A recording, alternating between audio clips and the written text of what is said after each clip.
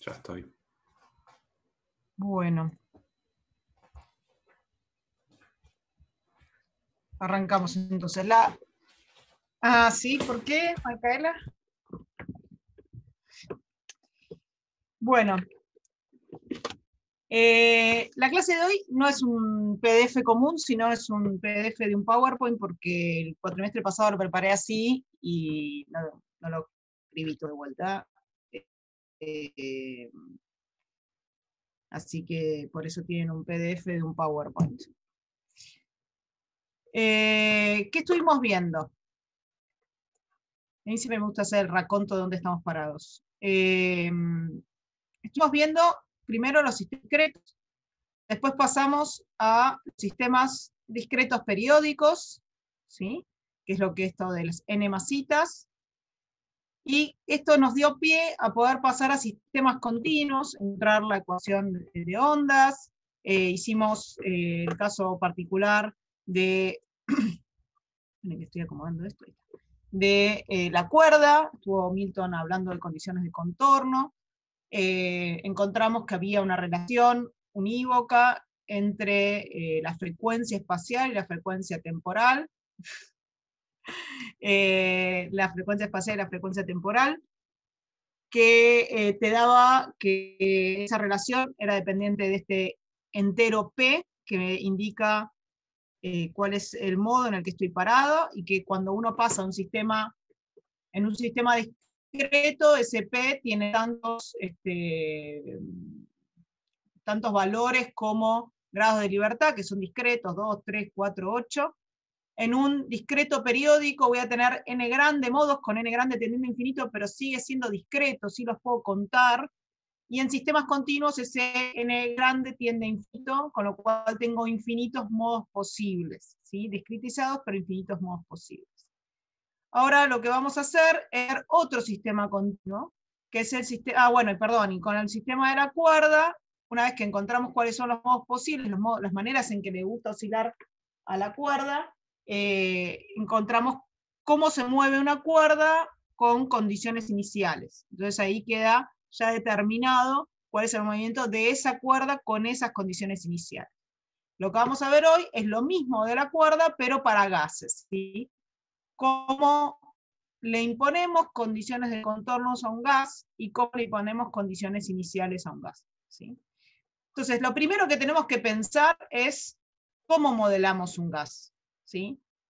Entonces, para nosotros un gas, ¿qué es? Son moléculas que están interactuando mediante fuerzas intermoleculares, ¿sí?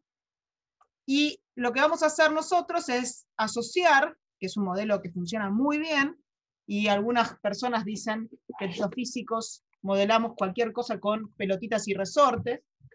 Un profesor de física 3 mío dijo que modelábamos un caballo con pelotitas y resortes. Vamos a decir que las moléculas son nuestras pelotitas, nuestras masitas, y que las fuerzas intermoleculares, nuestros resortes. Vamos a representar esa fuerza intermolecular, es una fuerza restitutiva, funciona bien, porque es una fuerza restitutiva que permite que las moléculas se acerquen y alejen. Y eso va a ser la manera de representar las fuerzas intermoleculares. Mucho más adelante en la carrera van a ver cuál es una forma más adecuada de representar esas fuerzas intermoleculares en función de parámetros adecuados de un gas. Pero por ahora esto funciona y funciona estupendo, les aseguro que funciona muy bien. Entonces lo que vamos a suponer es que estas masitas se mueven longitudinalmente, ¿sí? Entonces en un gas yo le doy un impulso y el gas se va a mover en el sentido del impulso, contrario a lo que estuvimos viendo hasta ahora, en donde el movimiento de la cuerda es un movimiento transversal, ¿sí? Esto se mueve en esta dirección, mientras que esto se mueve así. ¿Está bien? Y lo otro que vamos a suponer es que no hay esfuerzos de corte, es decir, que todas las pelotitas se mueven en una misma línea, ¿sí? No va a haber efectos de contorno, no va a haber nada extraño en ese sentido, ¿sí? Entonces vamos ahora a ver este videíto que va a representar un poco todo esto que les estoy contando, a través de un parlante, ¿sí?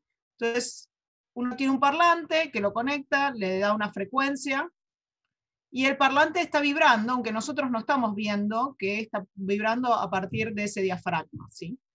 Está oscilando, si quieren. Es un movimiento, como indica acá, que va hacia adelante y hacia atrás. Si uno pone un papelito, como hacen ahora, ese papelito va a ver que se mueve sobre ese parlante. ¿Sí? Eso indica que aunque uno no ve el diafragma moverse, el papelito te lo indica que sí. Entonces, ¿qué hace el parlante sobre las moléculas del gas aire que está alrededor? Lo que hace es excitar a cada una de estas moléculas con este movimiento de adelante y atrás, permitiendo que la onda se propague en este sentido, longitudinalmente, ¿sí? Entonces, esta línea, fíjense que toda la línea de moléculas de aire se mueve junta, pero no hace esto, que es de repente se traslada, ¿sí? Sino que esta línea excita a la línea siguiente de moléculas, justamente por esos resortitos, que son los que me unen mis fuerzas intermoleculares, y esta línea va a mover la siguiente, y va a mover la siguiente, y va a mover la siguiente, hasta que permite que entre a nuestro oído y todo nuestro sistema auditivo va a captar esas diferencias de presiones, ese movimiento traspasado de diferencia de presión, ¿sí? Lo otro que estaba mostrando el videito, que se traslada así, es el viento. El viento hace mover las moléculas de un lado al otro, pero no una oscilación de este tipo. ¿Queda claro esto? Porque es el principio de oscilación longitudinal. ¿Se entiende? La diferencia entre longitudinal y transversal.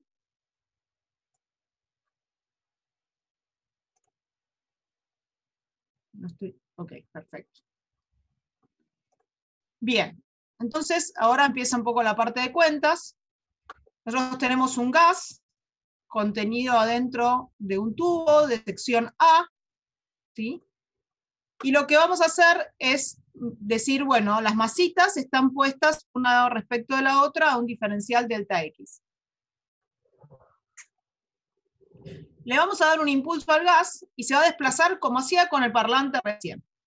¿Cuánto se va a desplazar? Se va a desplazar una cantidad delta psi. ¿Sí? Entonces en realidad se va a desplazar psi y lo que va a dar es un estiramiento delta psi a este delta X. Entonces, ¿qué es lo que le va a pasar? Lo que sí vamos a asumir, perdón, es que este delta psi es mucho más chico que el diferencial original del delta X.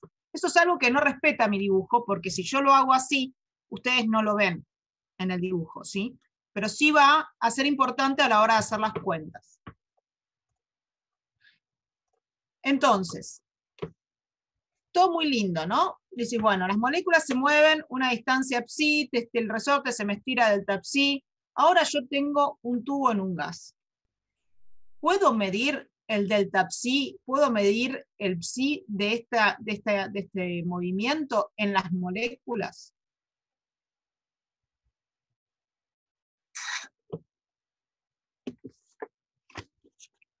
O voy a tener que buscar algo que me ayude un poquito a representar de otra manera o a medir experimentalmente de otra manera esta perturbación.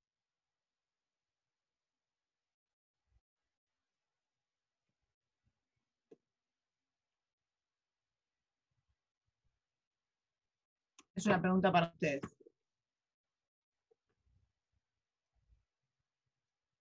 Hay que buscar otra forma, porque claramente yo medir moléculas, movimiento de moléculas va a ser bastante complejo. Entonces, ¿a alguien se le ocurre qué maneras podríamos utilizar para medir perturbaciones en un gas? Si tuvieran que hacerlo experimentalmente, ¿qué harían? ¿Qué magnitud utilizarían? De manera macroscópica, perfecto, Facundo. ¿Cuál sería la magnitud? Ahí vamos, Nicolás. ¿Cuál es la magnitud macroscópica que me va a permitir medir perturbaciones en un gas? La presión, ¿sí? Cuando un gas se está moviendo, lo que genera es una diferencia de presión local. Y eso es lo que, por ejemplo, es lo que nuestro oído recibe, son diferencias de presiones que luego nosotros traducimos al lenguaje. O lo que hace un parlante y un micrófono. El parlante excita, mueve, cambia la diferencia de presión, y lo mismo hace el micrófono. Registra mediante diferencias de presión en el piezoeléctrico, ¿sí? Entonces, lo que vamos a hacer es decir, bueno, ¿cómo relaciono esta psi con la presión o con la densidad? ¿Por qué estoy hablando de la densidad? Fíjense en el dibujito anterior que... A ver, dibujito anterior. Ahí está. Que si yo estoy en una situación de perturbación, al desplazar las partículas, en este caso se está estirando, estoy cambiando la densidad local de partículas. Entonces la densidad también va a cambiar junto con la presión. Cuando esta partícula vuelva, la densidad local va a haber aumentado.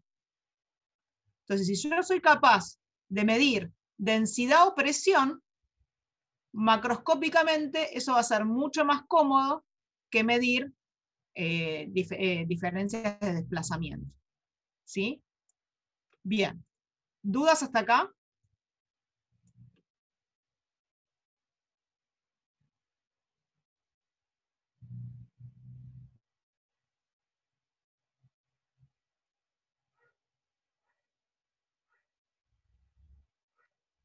Bien. Entonces, situación 1 de lo que hablamos antes, vamos con un poco con densidad, que es fácil de escribir. Tenemos un diferencial de masa en este cuadradito celeste o gris, que va a ser la densidad por delta X por el área. ¿Sí? Cuando nos vamos a la situación 2, en donde me moví un delta psi, ¿cómo esa redistribución de moléculas cambia mi densidad? Esta otra situación me va a dar un diferencial de masa dado por la ρ, ahora la distancia esta, delta psi más delta x, y el área. Ahora, ¿la cantidad de masa cambió o solo cambié cómo la distribuí?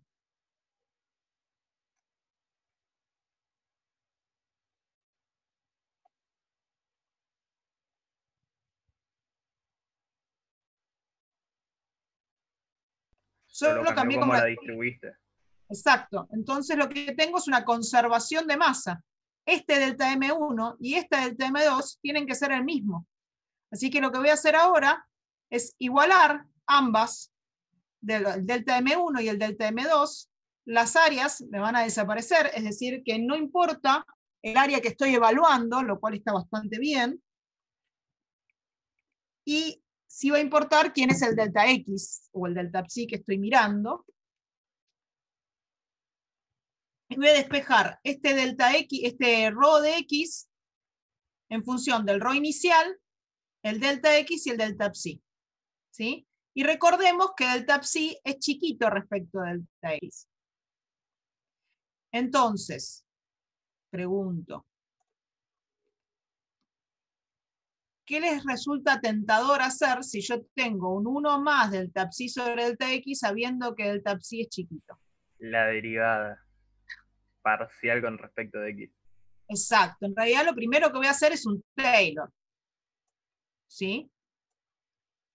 Como tengo una magnitud chiquita y encima esta cosa es media no lineal, lo que voy a hacer es un Taylor. Sí, bueno, esto se mueve alrededor del equilibrio, así que tomo esto como algo pequeño, es un Taylor que ya hicimos, que es el mismo que hicimos para resorte transversal, si se fijan, y lo que obtengo es 1 menos delta psi sobre delta x, donde esto para resorte transversal era L0 sobre L. ¿Sí? Fíjense que el Taylor es el mismo. Y ahora sí, acá está el Taylor, y ahora sí lo que tengo es que si delta psi es suficientemente chiquito respecto a delta x, y delta x es un diferencial de la distancia que estoy evaluando entre moléculas, que claramente es bien pequeña, voy a poder aproximar ese delta psi sobre delta x como la derivada parcial de psi respecto de x. Entonces fíjense qué lindo, porque ahora lo que tengo es una relación, una ecuación que me relaciona en forma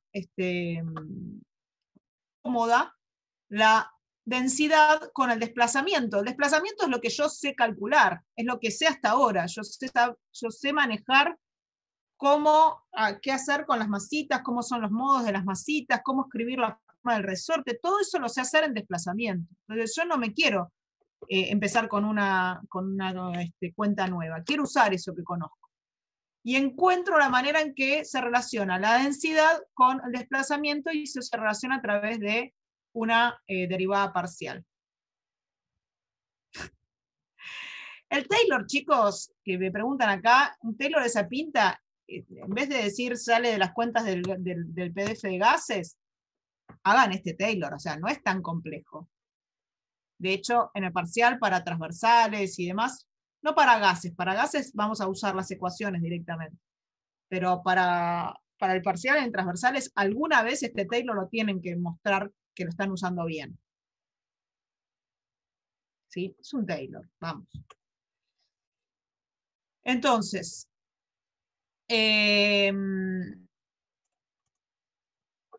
tenemos la relación. ¿Qué pasó con la presión? Porque resulta que la presión en realidad es lo más útil, ¿no? A la hora de medir en el laboratorio es lo que voy a poner un micrófono. Entonces, todo muy lindo con la densidad me sirve porque me permite asociar fácil a través de la masa, pero ¿qué pasa con la presión?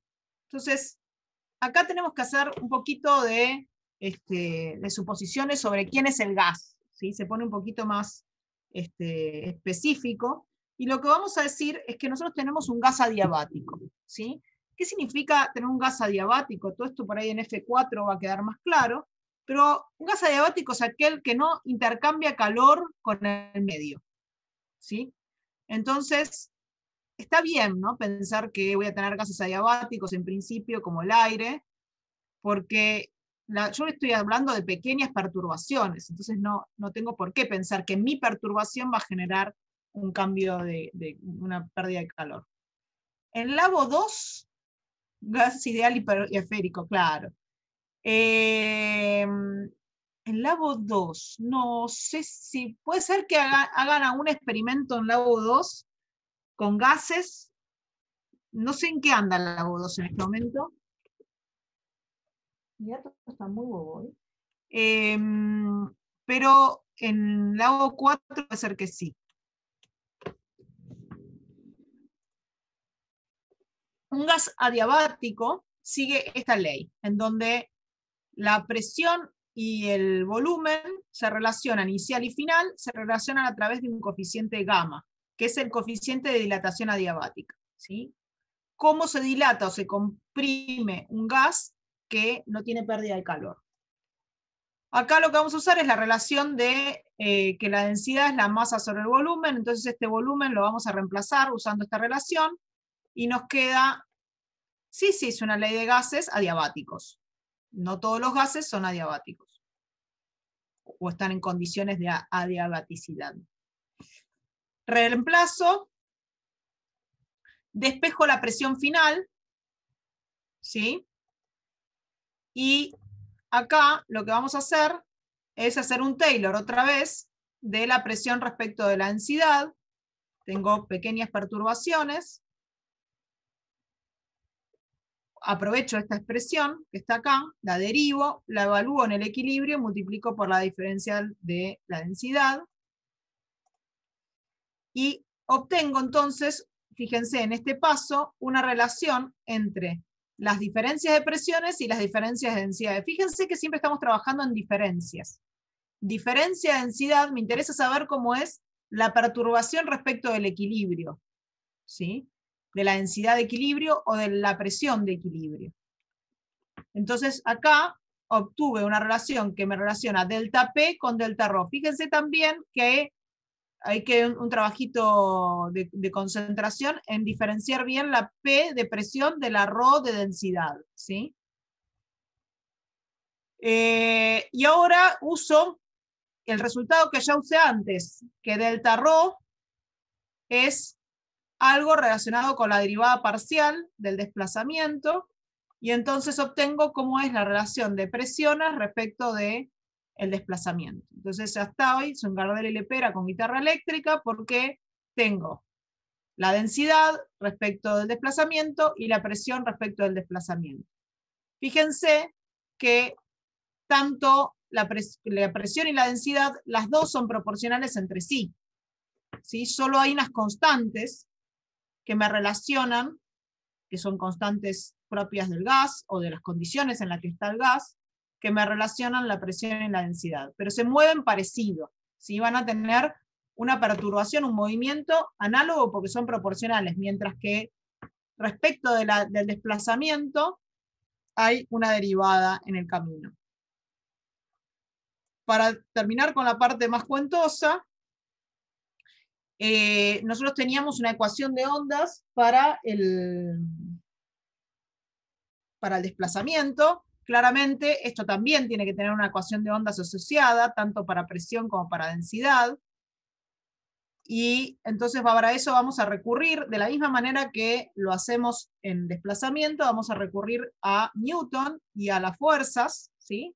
Lo vamos a escribir como es un diferencial de fuerza en un gas. El diferencial de fuerza no es más que un diferencial de presión multiplicado por el área, o también lo podemos escribir como la masa por la aceleración, y usando estas dos maneras de escribir un diferencial de fuerza, y usando esta relación que obtuvimos acá, que el diferencial de presión está asociado con la derivada parcial, esto viene a parar acá no hice más que escribir Newton, podemos igualar estas dos expresiones y ver que a través de ellas obtengo una ecuación de ondas para el gas.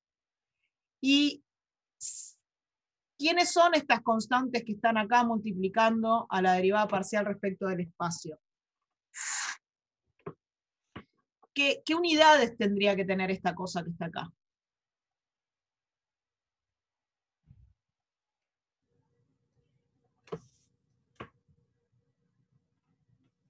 Exacto, unidades de velocidad al cuadrado. Es decir, esto me retrotrae a la clase que dio Milton, en donde preguntaron sobre la velocidad de no sé qué, sobre la velocidad de la cuerda, ¿sí? Si ustedes se van a la clase de Milton, acá aparecía la tensión y la densidad lineal de la cuerda. Ahora, si yo me muevo en un gas, la ecuación de ondas no me va a dar la velocidad, tensión y densidad lineal de la cuerda, ¿sí? Voy a tener la velocidad de propagación del gas. De la misma manera que eso era la velocidad de propagación o velocidad de fase, aclaran ahora porque lo vieron estos días con Ricardo, esta va a ser la velocidad de propagación del gas. Y fíjense que depende de las condiciones en que está puesto, de quién es el gas y de las condiciones. No va a ser lo mismo. Ahora vamos a ver un montón de cosas respecto de esto.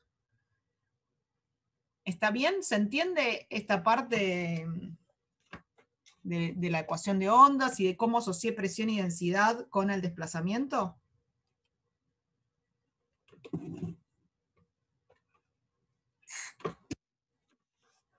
Bien. Pregunten ahora, o callen para siempre. No, mentira.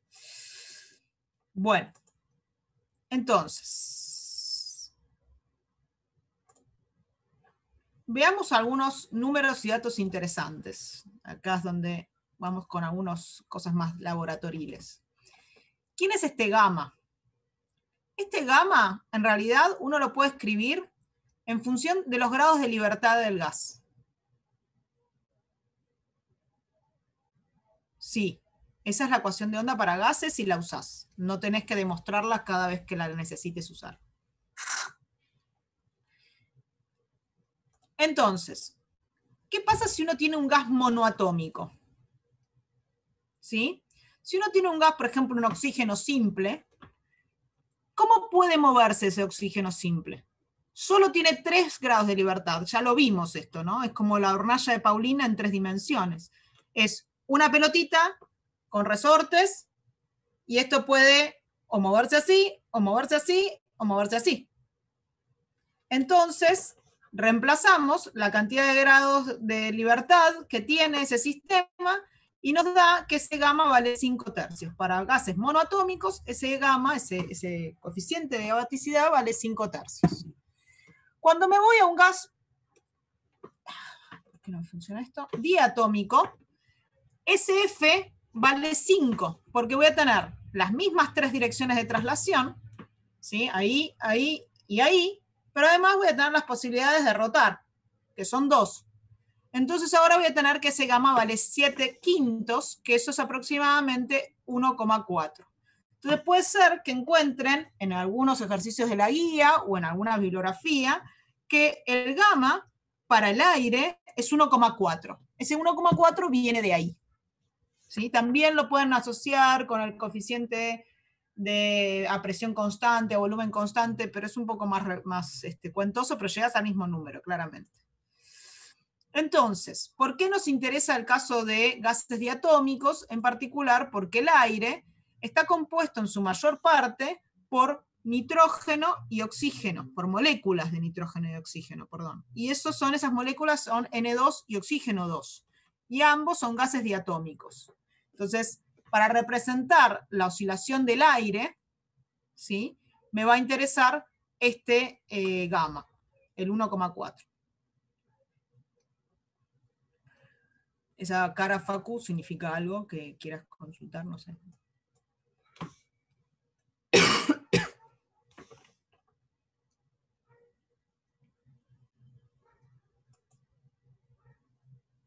Ah, bueno, buenísimo. Sí. Gamma es coeficiente de... ¿cómo se llama esto? De gas adiabático, digamos. Perdón, Bien. ¿puedes repetir exactamente qué significa, qué representa ese coeficiente? No es que representa, es un coeficiente que me permite... Oh, está muy lejos. Acá. Es el coeficiente que va acá para la manera en que se dilata o comprime un gas adiabático. Entonces, ¿cuál es el gamma que va acá? Va a depender de cuál es el gas que estoy usando, si es un gas monoatómico o diatómico. Y a nosotros nos interesan los diatómicos. Ok, perfecto. Bien, entonces, por ejemplo, empezamos a poner un poco de números. Sí, es una potencia el gamma. Entonces, pongamos un poco de números. Imagínense que tengo aire. Aire a 20 grados, ¿sí?, que tengo que trabajarlo en Kelvin para poder usar el cálculo de la densidad de un gas ideal.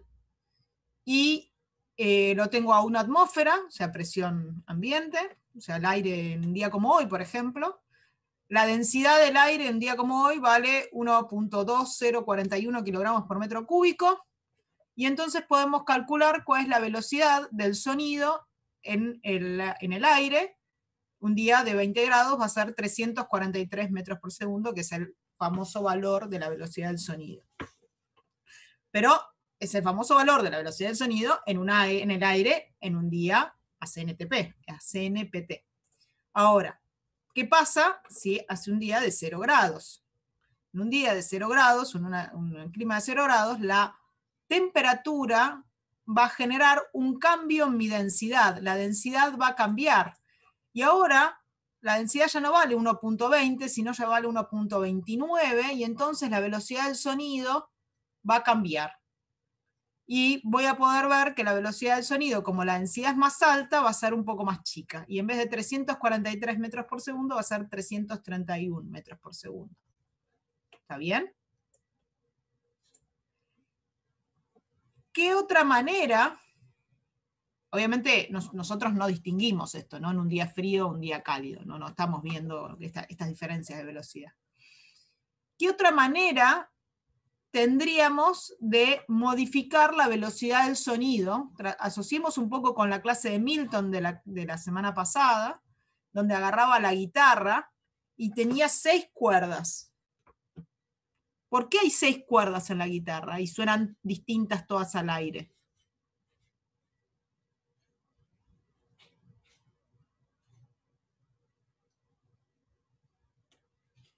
Porque cada cuerda tiene una densidad distinta. Incluso son de materiales distintos. Entonces, ¿qué pasa si yo en vez de aire tengo dióxido de carbono o tengo hidrógeno? Sí, ahora vamos con las tensiones. Fíjense los casos extremos. El dióxido de carbono tiene una densidad de 1.97 kilogramos por metro cúbico, mientras que el hidrógeno tiene una densidad terriblemente baja. Con lo cual, la velocidad del sonido en hidrógeno es altísima. Fíjense qué pasa cuando...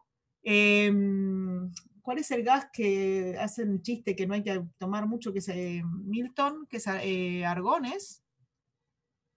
Que inflan los globos que No quedan... sé qué gas decís. Ah, ¿con helio? Helio. Ahí está. Ah, sí, Cuando uno sí. respira Pero El que habla no sé. finito. Sí, uno respira helio, ¿qué es pasa? buenísimo Hablas- eso. Me encanta, pero ojo, no lo hagan mucho porque no tiene oxígeno eso. El que habla No se con metan finito. en un lugar con helio, pero si tienen globos de helio a mano, háganlo. Es re divertido. No se hace la O2, pero sí lo hice en una fiesta de fin de año en Conea y nos pusimos todos a respirar Claro. con globos con helio. Siempre que hay fiestas así, un globo de helio es fabuloso. Bueno, entonces, acá está helio, ¿sí? 900. Entonces, la densidad del helio es más baja, ¿sí? Y si la densidad del helio es más baja, ¿qué va a pasar con la velocidad? Volvamos acá. La velocidad va a ir más rápido y también puedo asociarla, ahora vamos a ver que vamos a poder asociar las velocidades con las frecuencias y entonces ahí, ¿cómo es? Es que cambia la velocidad, el timbre, la frecuencia en la que escuchamos nuestra voz al hablar. Bien. Otra cosa interesante es que de la misma manera que acabamos de hacer la deducción para gases, lo podemos hacer para líquidos y lo podemos hacer para sólidos. Entonces yo voy a tener otros coeficientes que no son el gamma, sino vamos a usar lo que se llama el módulo de compresibilidad en líquidos y otro que se llama y otro que se llama el módulo de Young para sólidos, ¿sí?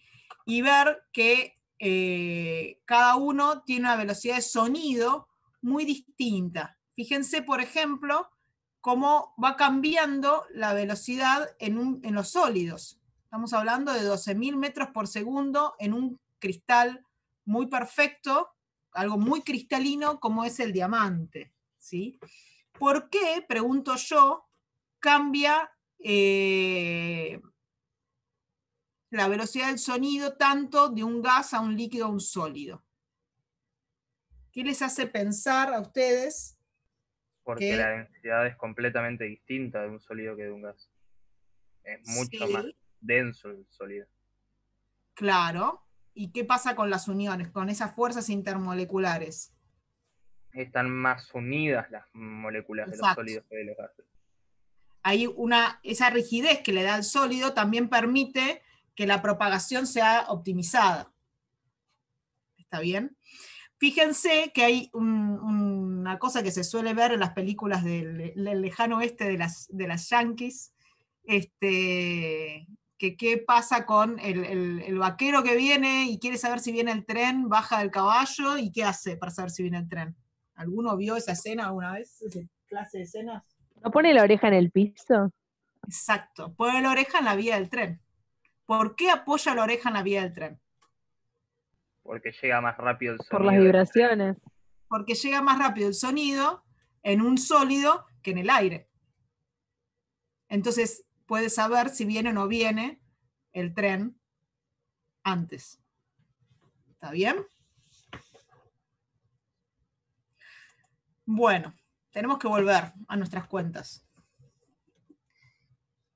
Para esa velocidad están denotando con V o con nu. No, V es V y nu es frecuencia. Frecuencia no angular, Marcos. Bien. Entonces, volvemos a nuestras ecuaciones. tengo variaciones de densidad, variaciones de presión, su asociación con la derivada parcial respecto del espacio. Entonces, ¿cómo van a ser las soluciones para la densidad? Para la densidad, para los modos en la densidad. Si tengo modos en desplazamiento, voy a tener modos en densidad. ¿Sí?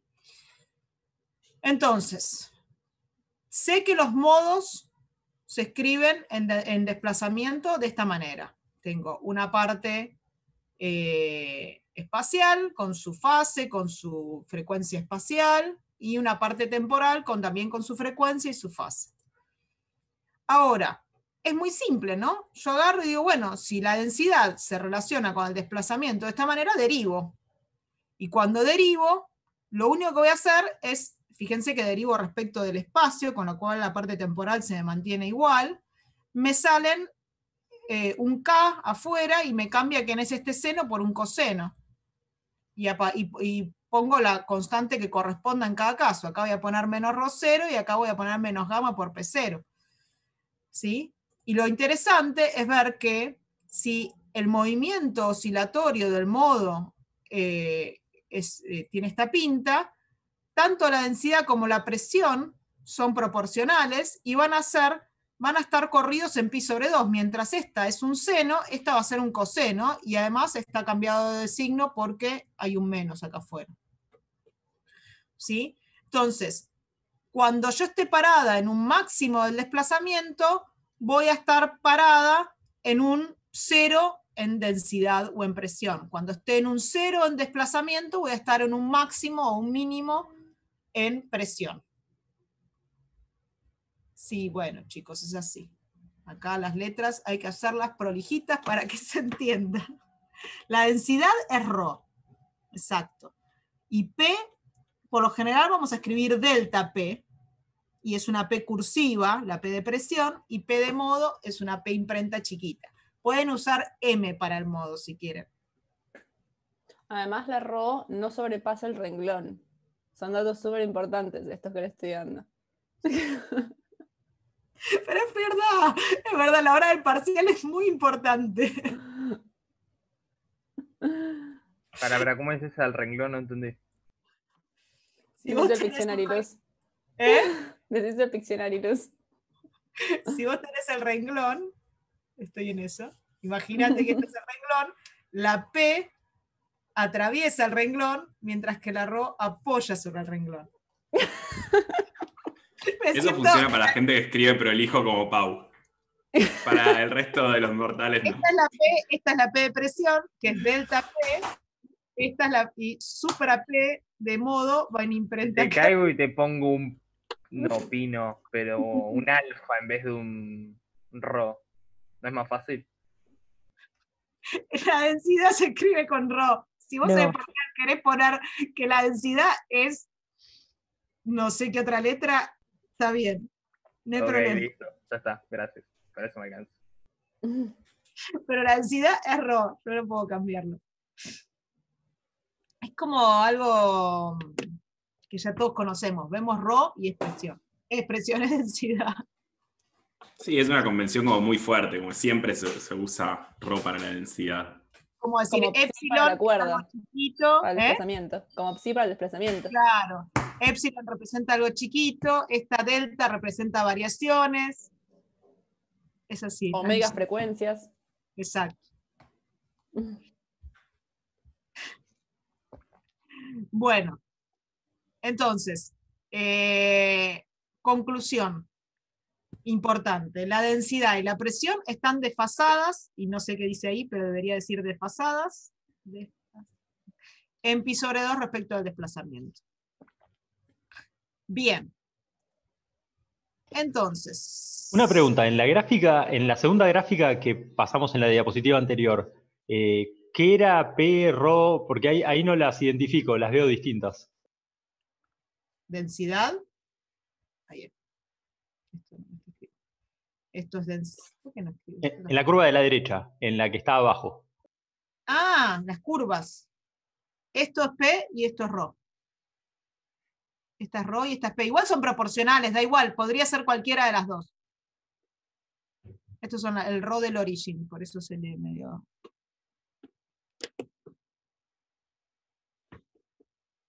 Bien.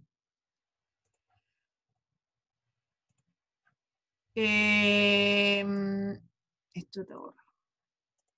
Supongamos que tenemos un gas en un tubo de sección A y largo L.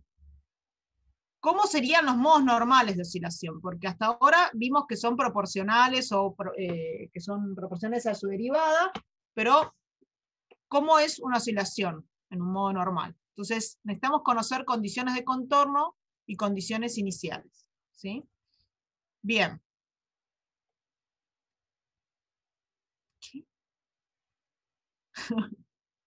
Bien.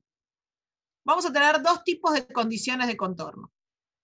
De la misma manera que para cuerdas teníamos lo que era extremo fijo y extremo libre, en gases vamos a tener extremos cerrados y extremos abiertos. Una caja, un tubo con tapa, va a ser un extremo cerrado, un tubo abierto va a ser un extremo abierto, ¿sí?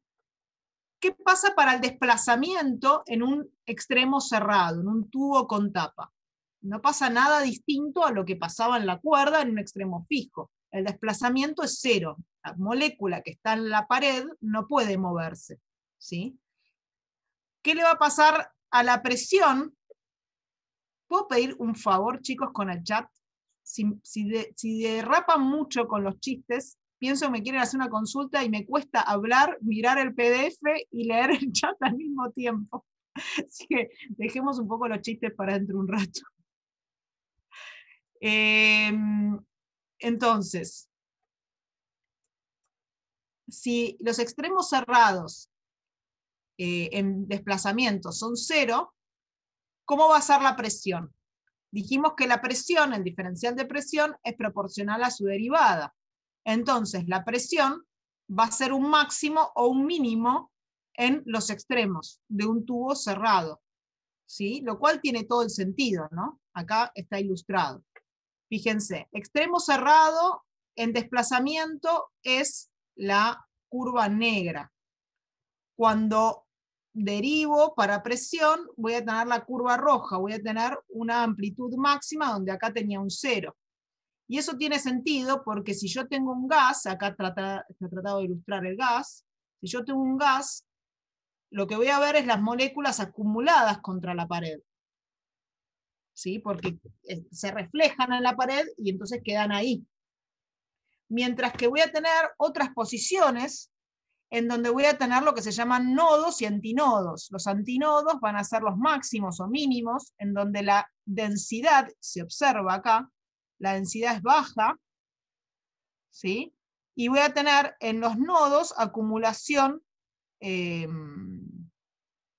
gas, digamos, ¿no? O sea, en realidad acá tengo mínimos y acá tengo máximos, perdón, de densidad y de presión, ¿sí? Y tengo lugares en donde no hay diferencias de presión o diferencias de densidad respecto a la densidad original. Y eso va a ser un nodo de presión, ¿sí? Una pregunta. Dale. O sea, un nodo sería como un estancamiento de moléculas, digamos. No, porque como vos tenés sí, o sea, es un nodo, en un nodo va a ser un lugar en donde no se mueven la densidad y la presión. Un estancamiento de moléculas lo tenés en un nodo en desplazamiento, ¿ves? Acá es donde tenés. Pero donde tenés un nodo de presión es que no hay variaciones de presión, vas a medir la presión original del gas. Perfecto. Gracias. De nada. Pregunta. Sí. Si yo voy cambiando, imagínate que volvamos al caso del parlante, yo voy cambiando la frecuencia, va cambiando la presión adentro del tubo también, ¿no? O sea, modificando donde están los nodos, digamos, de la presión. A ver, la presión, cuando uno dice la presión adentro del tubo, está hablando de la presión, esa P0. ¿Sí? La presión es la misma, lo que vas a cambiar es localmente la presión. Claro, por eso, está bien, sí, a eso me refería. Sí, exactamente. Eso vamos a ir en un ratito a un experimento que se llama tubo de Kundt, en donde pasa eso, justamente. Lo que cambio es la presión local generando estos máximos y mínimos nodos o antinodos. Y se va a ver eso. ¿Está bien? De hecho, es un experimento que sí se hace en Labo 2, en donde uno recorre el tubo con un micrófono y va viendo máximos y mínimos, cómo están localizados, y puede justamente ver, lo que se calcula es la velocidad del sonido en ese experimento, usando un tubo cerrado, por ejemplo. Bien, ¿qué pasa si tengo un tubo de extremos abiertos? Si tengo un tubo de extremos abiertos, el desplazamiento, habíamos visto para los extremos abiertos sería como un extremo libre, lo que era el equivalente a la cuerda, y habíamos visto que era que la derivada tenía que ser 0. ¿Se acuerdan de eso de la derivada igual a 0 para extremo abierto, para extremo libre? Bien, ahora, ¿cómo interpretamos eso en términos de presión? Pasamos a presión y vamos a ver que aparece la derivada acá. Entonces significa que si yo tengo un extremo abierto, en los extremos del tubo, la diferencia de presión es nula, es decir, que la presión es igual a la presión externa. Lo cual está bien, ¿no? Porque si yo tengo un extremo abierto, la presión del tubo, en la boca del tubo, es la misma adentro que afuera. ¿Se entiende? Con lo cual está bien que la presión sea 0 en los extremos, la diferencia de presión. Y eso es lo que se ve en un tubo de extremos abiertos. Acá voy a tener 0. Bien, entonces, ejercicio 22. Dice, tengo un tubo de longitud L. Considere las siguientes posibilidades. Las posibilidades es, está cerrado en ambos extremos y después había 2 más que yo las saqué momentáneamente porque yo me quería concentrar solo en los extremos cerrados. Pero también pide que haga extremo cerrado, abierto y ambos extremos abiertos, ¿sí? Que es lo mismo que hicieron con Milton hace 2 clases de cuerda, fijo, libre o 2 libres. Entonces, para el caso de extremos cerrados, de un tubo con tapa, digamos, quiero calcular cuáles son los modos de oscilación, las posibles longitudes de onda con las que puede vibrar el tubo. Bien, ¿qué hago en un caso así? Escribo cómo es para un modo, la oscilación en desplazamiento, y propongo extremos cerrados. Nada distinto de lo que haría con la cuerda. O sea, la parte de condiciones de contorno no la hago diferente, porque yo sé que extremo cerrado puede significar desplazamiento 0 o máximos y mínimos en presión, pero es mucho más cómodo trabajar con desplazamiento 0. Así que trabajo con desplazamiento 0 y después me voy a fijar que más adelante vamos a ver qué consecuencias tiene eso sobre la densidad y la presión. ¿A qué quiero ir con esto? Quiero ir a otra cosa que vamos a hacer en comparación con la cuerda de la guitarra de Milton, que en vez de la guitarra de Lolo es la guitarra de Milton. P era el modo, Marcos. Fíjense que estoy en modo P, para un modo P. Entonces, fíjense que este K depende de L. ¿Cómo igualado a qué? Igual a 1, dice acá. Eso es un 1. 1, punto, punto. O sea, enteros. Entonces, el número de onda o la frecuencia espacial depende de quién es el tubo. Depende de quién es el largo del tubo. ¿Sí? Entonces, acá es donde me detengo un segundo y me fijo que si uso la relación de dispersión, donde la frecuencia se asocia con el K, a partir, claro, como en la soga, voy a tener distintas frecuencias según la longitud de la soga. A ver, ¿qué hacía Milton? Milton agarraba y ponía el dedo en diferentes trastes de la guitarra, modificaba el largo de la cuerda, y la cuerda vibra distinto, con diferentes frecuencias. ¿Cómo se muestra eso en un tubo? Significa que tubos de diferente longitud me van a dar sonidos distintos. Entonces ahí, exactamente, nos vamos a los instrumentos. Uno puede tener, me diste el pie y todo, Nicolás, una flauta. Ahora, una flauta no es un extremo cerrado, cerrado. Claramente, yo no puedo tener un instrumento con ambos extremos cerrados, porque no puedo hacer entrar aire ni salir aire. Necesito mínimo un extremo abierto en instrumentos musicales de aire, de viento. ¿Sí? ¿Cómo es una flauta? Una flauta es un extremo abierto, abierto. ¿Sí? Ahora, en este link que les paso acá, después chusmenlo, porque es muy interesante, cómo de las frecuencias que uno haya de un extremo abierto, abierto, que es el ejercicio que también propone el ejercicio 22, ¿se acuerdan que decía acá que estudie extremos cerrados, pero también dice ambos extremos abiertos? ¿Sí? ¿Cómo a partir de un extremo abierto, abierto, tengo que hacer pequeñas correcciones porque en realidad la flauta tiene agujeritos? Entonces, no, para poder calcular lo que se llama una escala cromática, es decir, la escala cromática es la escala del piano. El piano va de do a do y tiene las blancas y las negras. ¿Sí? Para poder representar la escala cromática, esto está diseñado específicamente para una longitud, para que en esa longitud funcione de determinada manera. Es decir, la escala cromática sin tapar ningún agujero, yo no sé tocar la flauta, pero por lo que entiendo, sin tapar ningún agujerito, es el do. Y si yo tapo todos los agujeritos hasta acá, lo que voy a obtener es un sol. Y entonces ahí se ve cómo uno va obteniendo la vibración del aire en diferentes longitudes. Y tiene que hacer pequeñas correcciones con los agujeritos que están arriba para que suene exactamente un sol. O exactamente un do. ¿Sí? Milton, ¿buscas por en ahí realidad, un rato tu mini tubo de Kuhn que mostraste el cuatrimestre pasado? no, me lo rompió Marte, perdón, no lo tengo más. Bueno, ahora Era buenísimo. Sí, sí, era una flautita que... Bueno, pero pará, era un trombón. Para los que conozcan el trombón, era eso, nada más que hecho medio de juguete.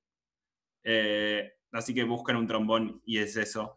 Pero lo que quería decir era que el do que decís luz es en realidad tapando todos los agujeros. Entonces te queda exactamente un tubo como el que están mostrando. Perdón.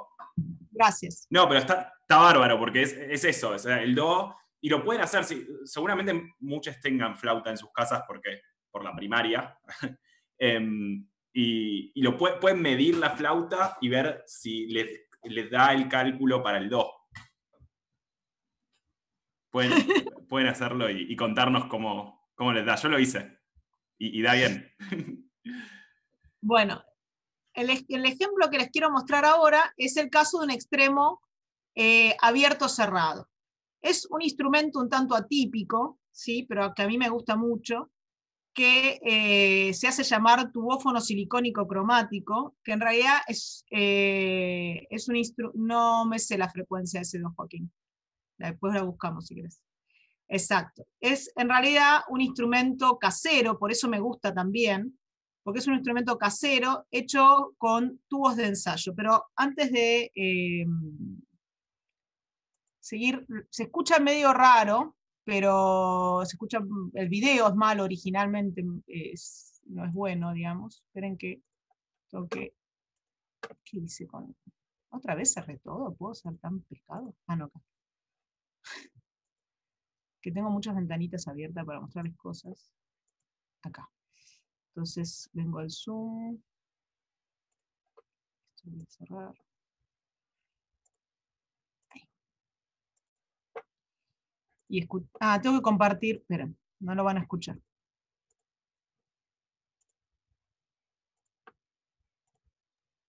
Ahí.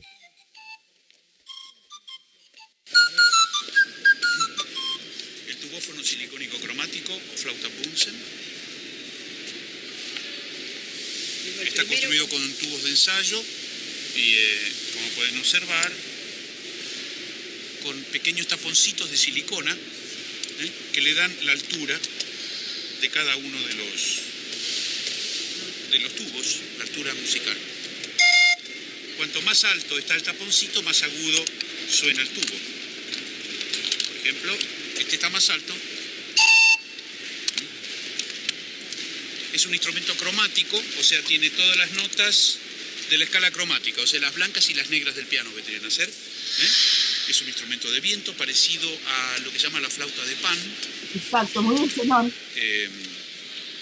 Y tenemos tres ejemplares del mismo tenor, ¿no? Y los usamos, los tres suenan simultáneamente en la obra El Pepper Clemens. Lo tocamos Jorge Marona, López Pucho y yo. Tubófono semicónico. Para tubófono en mayor. Era más o menos, a ver si me acuerdo.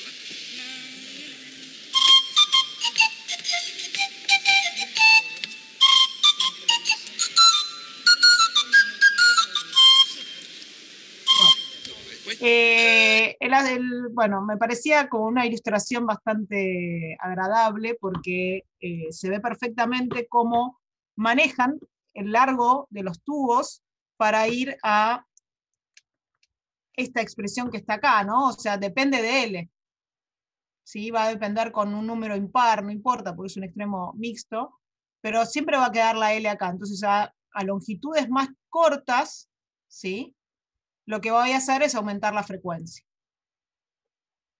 ¿Sí?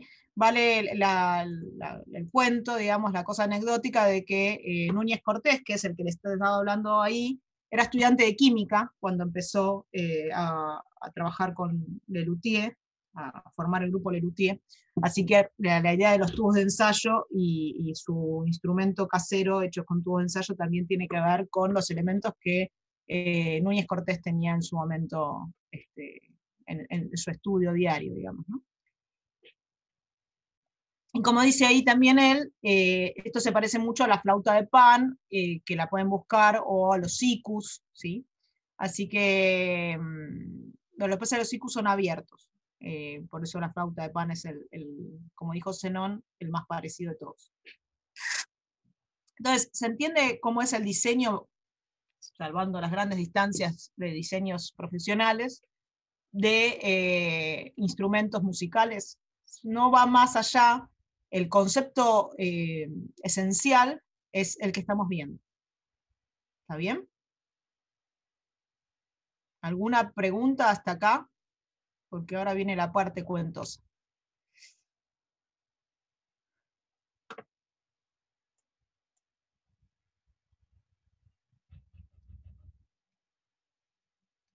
Bien.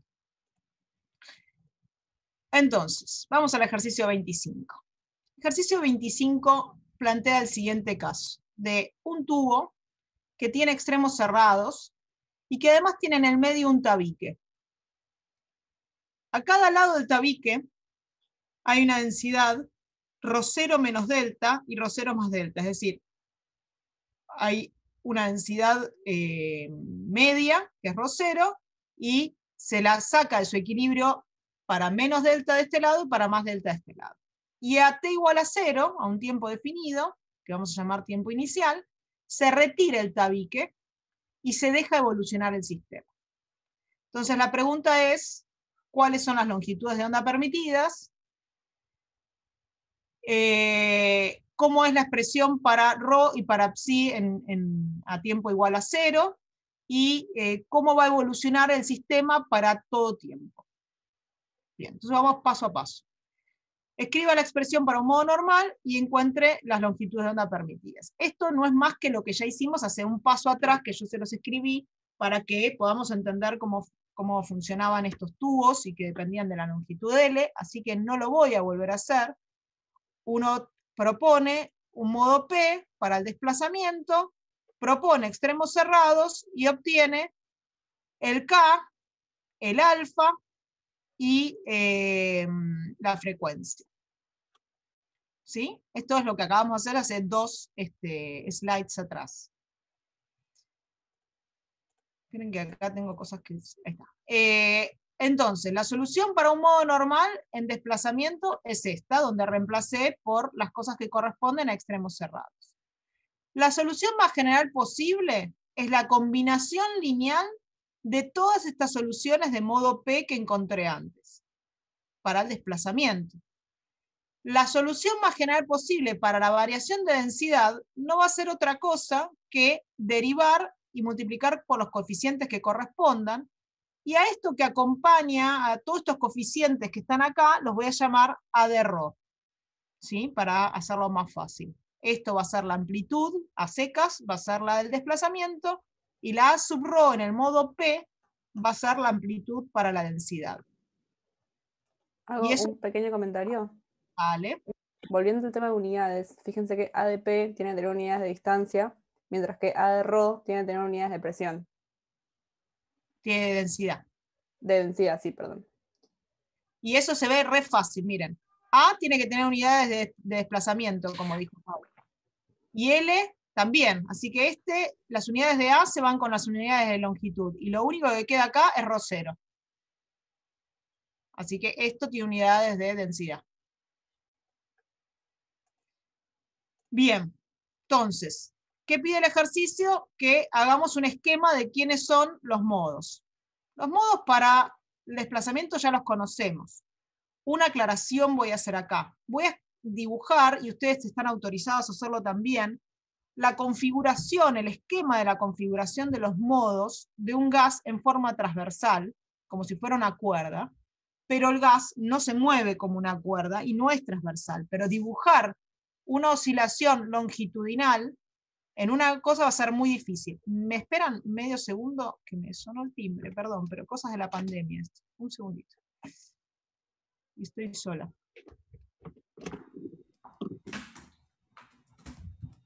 Mientras pueden hacer preguntas, si algo no les quedó claro.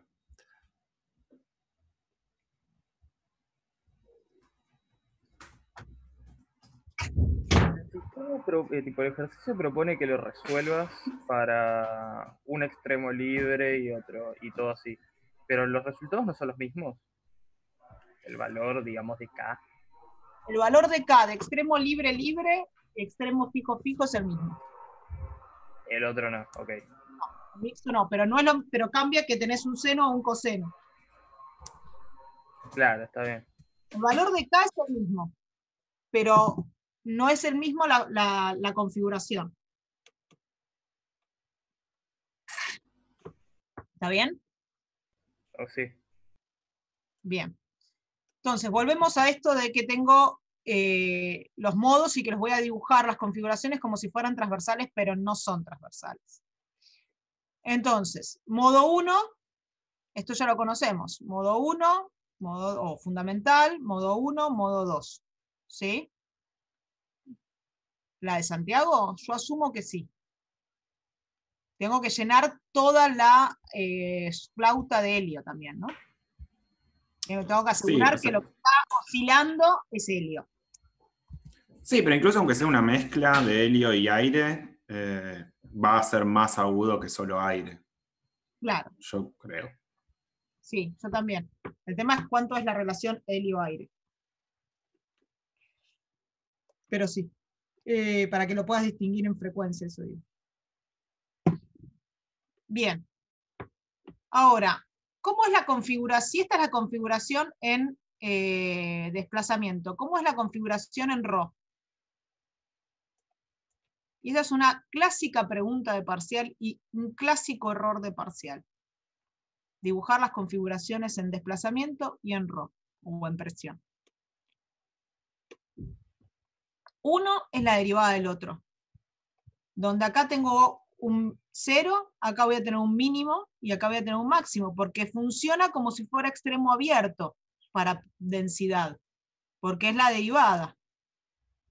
Ahora, ¿va a cambiar quién es la longitud de onda contenida en el tubo?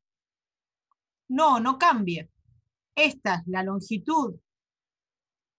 Vale L, 2L, perdón. O sea, entra medio ciclo en una longitud L.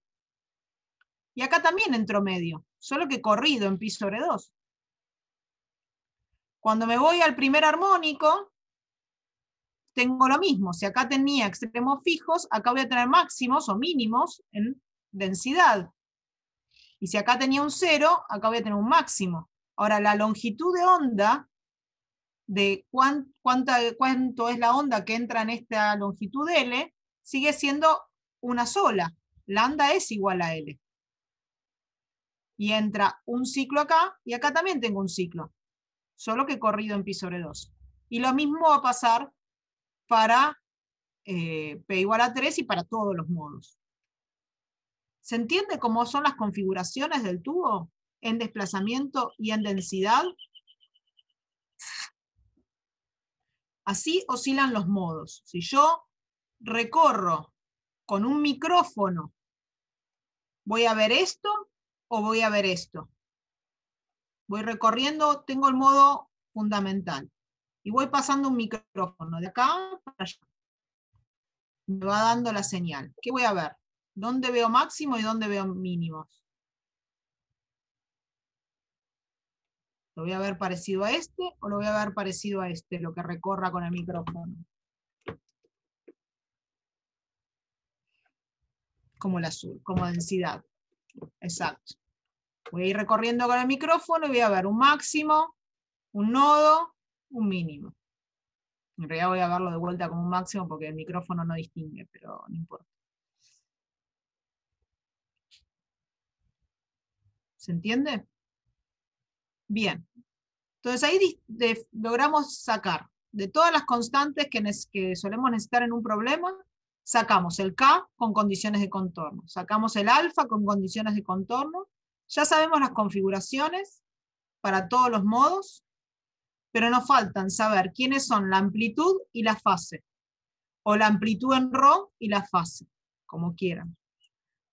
¿Qué vamos a sacar? Vamos a sacar la amplitud en ρ, porque la condición inicial está en ρ. Entonces me va a convenir a partir de ahora trabajar en densidad. Y todo eso que encontré, o sea, usar toda la expresión de densidad. La condición inicial me la dan en un dibujito. Y yo la voy a pasar a un esquema más de tipo matemático, ¿sí? Entonces, esta condición inicial se representa de esta manera. Tengo una función partida constante. Ahora, lo que yo tengo en la filmina anterior era una expresión para delta ρ. ¿Puedo usar esta condición inicial si voy a usar esta expresión? ¿O tengo que hacer un pasito más? No, no puedes usarla. ¿Qué tengo que hacer? Tendrías... ¿O por qué no puedo? Es que no son la misma cosa, delta ρ y ρ. Claro. Si no entendí mal. Delta ρ es ρ menos ρ0. Así que lo que tengo que hacer simplemente es correr esto a su posición de equilibrio y decir, ahora sí, grafico delta ρ, restando ρ0, y me voy a obtener esto. Y esta ahora sí, con esa, ahora sí podés. Exacto, y esta sí es la condición inicial que yo quiero usar para poder aplicar ortonormalidad y poder encontrar A de ρ y phi. Y la escribo, ahora sí, finalmente, esta va a ser mi condición inicial. Vale menos delta entre 0 y L sobre 2, y vale delta entre L sobre 2 y L. ¿Todos están de acuerdo con este paso? ¿O se entiende, o alguien no lo entiende, o lo que sea?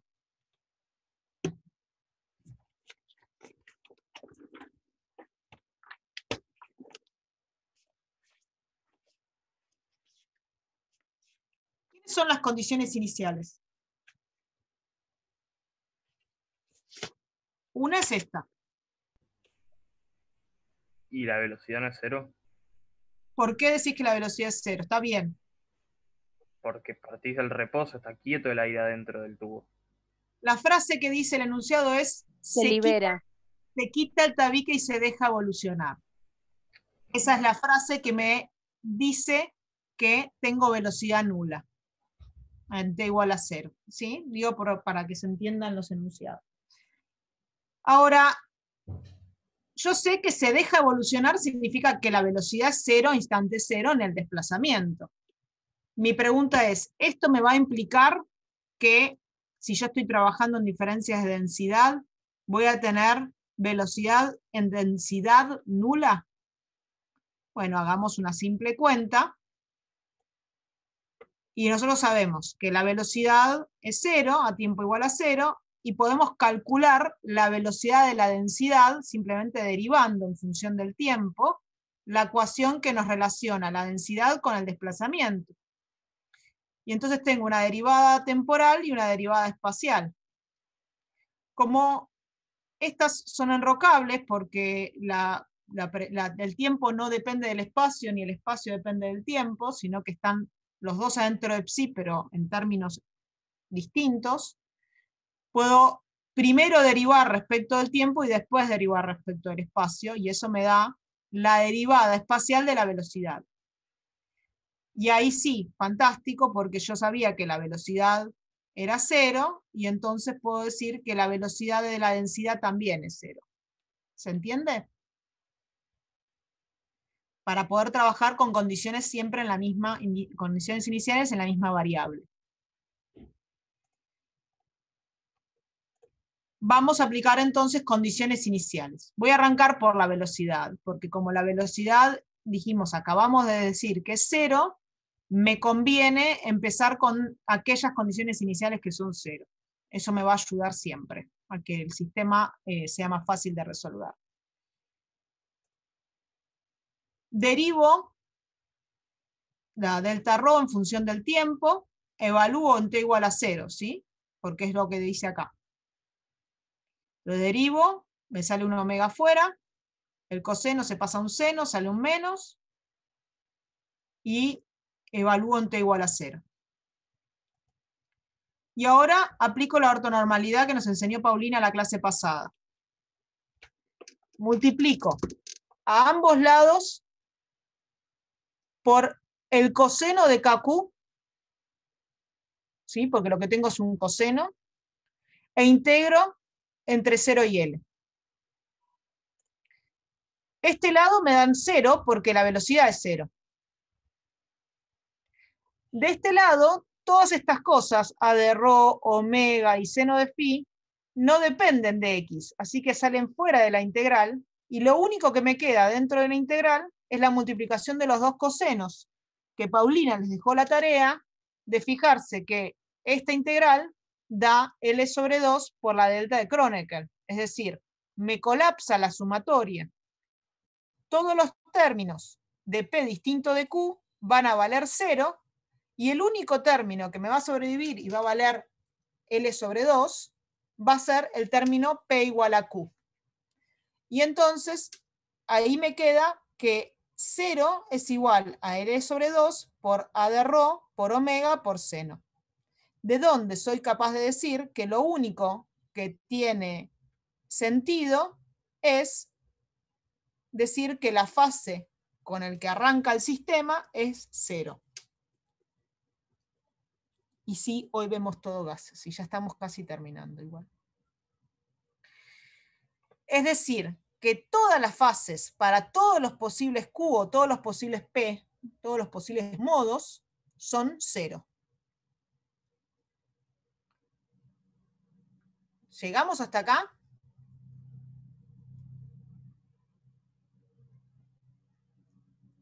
Bien.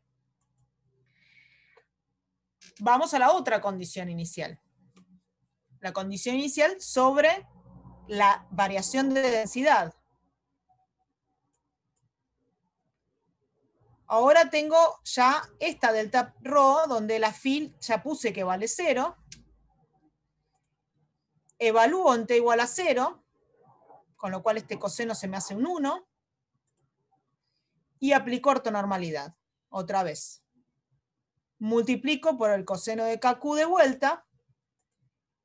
Este lado de la integral vuelve a darme lo mismo que me daba antes, el colapso de la sumatoria, y me va a quedar por resolver el lado izquierdo de la integral, porque ahora delta rho no vale 0, sino que vale esta función partida que tengo acá. ¿Qué es lo que hago ahí? Esta integral la tengo que partir en 2. De 0 a L sobre 2 va a valer menos delta por el coseno de QPi dividido Lx, y después vamos a tener la integral de entre L sobre 2 y L de delta por el coseno. Es una integral de un coseno, es muy sencilla, con lo cual me va a salir simplemente lo que acompaña a mi variable multiplicado por a la menos 1, digamos, y aplico Barrow, y entonces voy a tener que en 0 va a valer 0, porque el seno me va a dar 0, y del otro lado voy a hacer lo mismo, y cuando valga L, también este seno vale 0. Con lo que me queda el seno de QP sobre 2, y el seno de QP sobre 2, es lo único que me sobrevive, y si me fijo, tienen el mismo signo los dos términos, es decir que tengo el doble del seno de QP sobre 2 en ambos términos. Entonces, esta integral que me colapsaba la sumatoria me da exactamente menos 2 veces delta, que era el valor que tenía la variación de densidad, por un coeficiente que depende del modo y depende de la longitud, por el seno de QP sobre 2. Y ahí despejo A de ρ para cada uno de los modos Q o modos P. Ya está ahí. Ya casi tengo absolutamente resuelto el problema, ¿no? Si tengo el A de ρ, lo voy a mirar un poquito igual, ¿no? Porque, ¿cómo se mueve este A de ρ? Hay algo que tengo que mirar. Siempre este paso es importante. ¿Cómo es este A de ρ? ¿Hace alguna cosa distinta? Por ejemplo, si Q igual a 1, me doy cuenta que este seno vale 1. Pero si Q es igual a 2, me doy cuenta que este seno vale 0. Cuando es igual a 3, me doy cuenta que vale menos 1. Y cuando vale 4 va a valer 0. Y esto va a ser un ciclo, ¿no? Cuando vale 5 va a valer 1, 0, menos 1, 0, 1, 0, menos 1, 0. Y así va a dar todo el tiempo. Es decir, ¿qué va a pasar a medida que yo vaya avanzando en los modos? Miro el modo 1 y voy a tener alguna amplitud. Miro el modo 2 y me doy cuenta de que se anula. Para tener esa función, el modo 2 no va a estar. Miro el modo 3 y tengo algo. Miro el modo 4 y el modo 4 no está. Y así.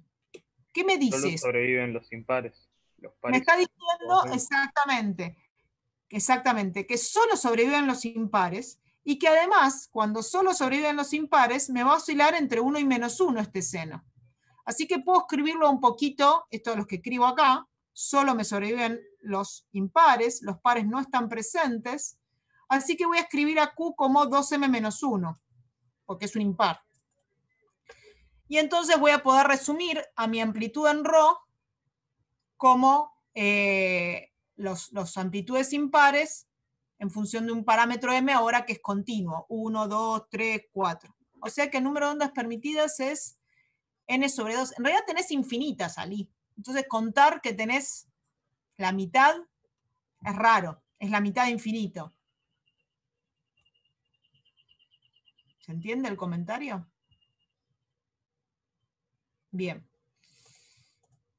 Y ahí, listo, cerré mi problema. La solución completa de mi problema va a ser una sumatoria infinita de una amplitud que depende del modo M o del modo P, como lo quieran escribir, donde se ve que solo sobreviven los impares. Podría haber escrito esto sobre Q impar y dejar un Q continuo acá arriba, lo que quieran, o sea, mientras se den cuenta que los modos pares desaparecen, no importa cómo escriban esta expresión. Ahora lo vemos, Ali. ¿Sí? Pero sí es importante que analicen la expresión a la que llegan y se fijen si hay algo que rescatar de ella, porque es importante. Ahora vamos a ver cómo sigue ese importante. Y puedo encontrar exactamente entonces cuál es la solución completa para esa condición inicial. ¿Por qué digo que es importante? Porque fíjense, ¿podría haber pensado antes que solo me iban a sobrevivir los impares? Sí, yo lo podría haber pensado antes, porque si yo miro mi condición inicial en ρ y miro la configuración en ρ, fíjense qué importante es tener la configuración de los modos más o menos entendida, me doy cuenta que mi configuración tiene una simetría impar y que se parece mucho al modo 1. entonces no voy a tener nunca modos pares, porque los modos pares son los que me dan simetría par. Entonces, no puede existir estos modos si tengo mi condición inicial una simetría definida. ¿Está bien? Y fíjense que acá pasa lo mismo que en el ejercicio que resolvió Paulina en la clase pasada, que depende del modo con la inversa. O sea que el modo que va a tener más injerencia es el modo más bajo, el de Q más chico, el de Q igual a 1. ¿Sí? Y eso es lo que se ve acá. Como se ve es tan parecida esta función al modo fundamental, es decir, este modo va a tener mucha más injerencia que cualquier otro. ¿Sí? Les dejo la tarea de hacer esta serie de Fourier, que es la misma serie de Fourier que había mostrado Paulina de la página esta, que ahora no me acuerdo exactamente cómo se llama. Y grafiquen cuál es el peso de los modos. O sea, grafiquen cuál es la amplitud para el modo 1, cuánto vale la amplitud para el modo 3, para el modo 5, y van a ver que cada vez aporta menos a la función. Y en algún momento hagan la tarea de ver cuándo la función original, cuándo la función de Fourier se parece a la función original, es decir, en qué m estarían truncando, porque no pueden graficar infinitos términos. ¿Sí? Se parece para m igual a 10, se parece para m igual a 8, se parece para m igual a 500. ¿Sí? Ok, Lara, ya hiciste alguna cosa por lo que estoy viendo. Igual se ve acá. Ojo que va a depender eso de la función, de cómo es esta hipérbola que pones. Por ahí depende de quién es la condición inicial, ¿no?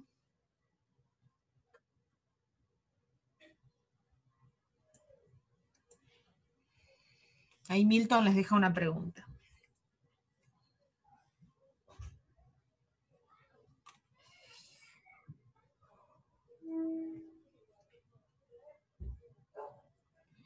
Bien. Antes de ver los links que nos quedan para terminar,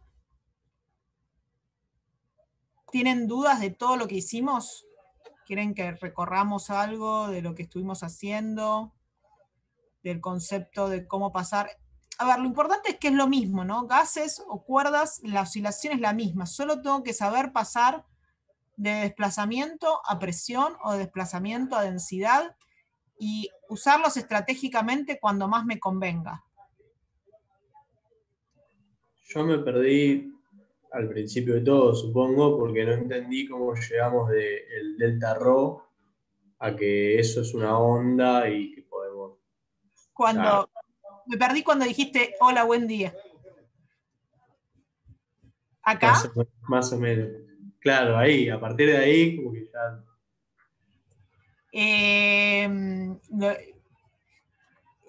Tiene que ver con acá, ¿no? Que propusimos que tengamos un desplazamiento, una perturbación que me genera un estiramiento del resorte que me une las moléculas, pero que la masa no se me modifica y que cuando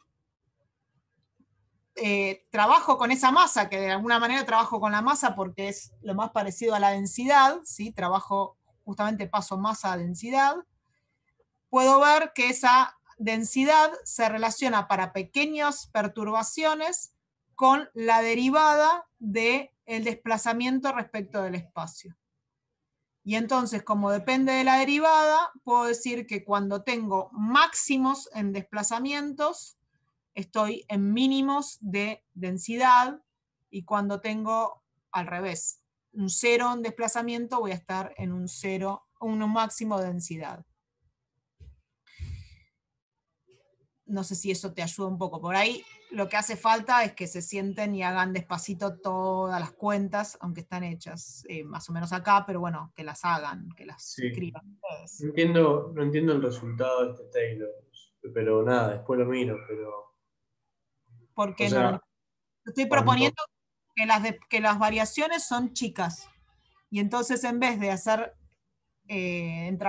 trabajar con esta relación no lineal entre la densidad y el desplazamiento, trabajo con una relación lineal, porque sé que cuando esto sea chiquito, esto va a ser casi lineal.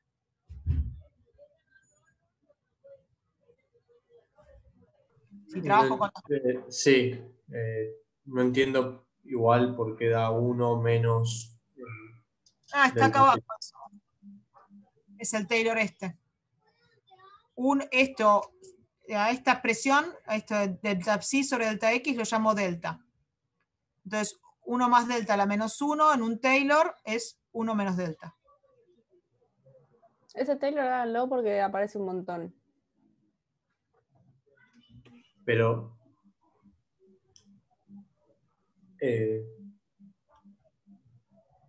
o sea, si yo hago 1 menos 1 me da 0 y después me queda menos delta, y me queda menos delta nada más, no 1 menos delta. O sea, hay algo que me estoy perdiendo ahí. No... Pero acordate que tenés primero la función evaluada en delta igual a 0 y después la parte de la derivada. Claro, este 1 es la función evaluada en delta igual a 0. Después derivo y evalúo en 0 y multiplico por el incremento. Acá si querés me falta. Ok. Está bien, ahora...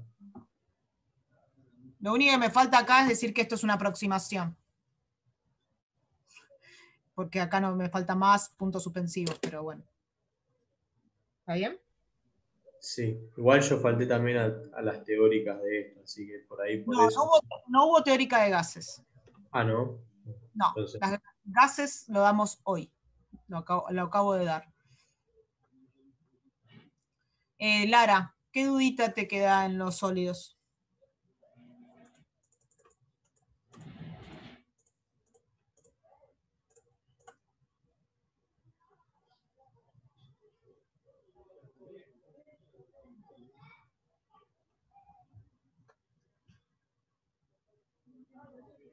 Pensá que cuando vos tenés un gas, tenés algo que está muy liberado, ¿no? Como que tenés un K con un resorte muy, muy liviano, digamos. Cuando tenés un sólido, cuanto más cristalino es el sólido y más ordenado, o sea, algo cristalino, un sólido amorfo es un sólido que está desordenado. Y un sólido cristalino es un sólido que está ordenado. El diamante es un sólido muy cristalino, muy ordenado. Entonces la propagación en ese sólido va a estar optimizada por ese mismo ordenamiento que tienen las moléculas. Exacto. Podés pensar, sí, o sea, se me ocurren analogías desde muchos lados, pero siempre va como lo que dice Luz. Podés agarrar la ecuación de esta que dio hoy Luz para gases y pensar qué pasaría con un gas que tiene mucha presión, pero yo lo pongo muy junto todo, cosa que las moléculas no se puedan mover mucho. Eso tendría un comportamiento más parecido a un sólido, por más de que no sea un sólido todavía.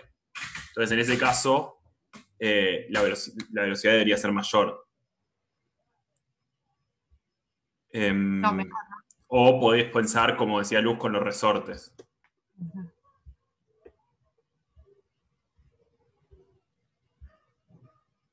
Los resortes me gustan. A todos. Bien. ¿Más preguntas?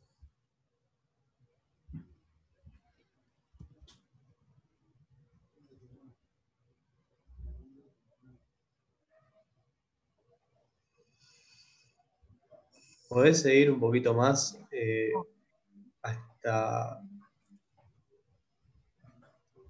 cuando llegamos a que podemos escribirlo como una onda de una cuerda? No sé si me va acá. Sí. No sé qué buscas. No, yo tampoco. Sí.